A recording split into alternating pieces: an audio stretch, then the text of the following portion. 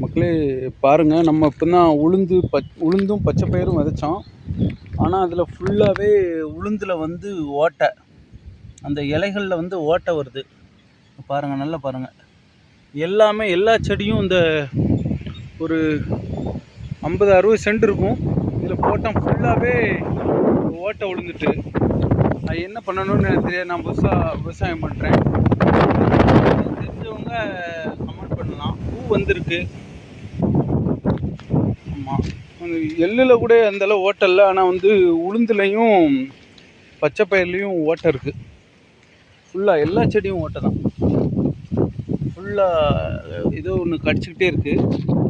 பின்னாடி எதுவும் பூச்சி இருக்கான்னு தெரியல. பூச்சி எது மாதிரி தெரியல. வெள்ளை பொடிசாக இருக்குது. ஆமாம், வெள்ளையாக அடியில் வந்து பிடிச்சிருக்கு. ஆனால் அந்த இதில் வந்து பூ வந்துட்டு, பூவெல்லாம் வந்துட்டு, ஆனால் அதில் சுற்றி பூச்சி மாதிரி ஏதோ கடிச்சிக்கிட்டே இருக்குது ஃபுல் இடத்துலையும். என்ன பண்ணணும்னு பார்த்துட்டு கமெண்ட் பண்ணுங்கள்.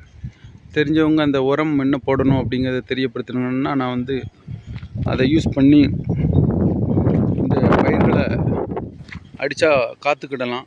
நமக்கு ஒரு நல்ல ஒரு அறுவடை கிடைக்கும். தெரிஞ்சவங்க கமெண்ட் பண்ணுங்கள் என்ன உரம் போடணும்ட்டு. தேங்க்யூ மக்களே.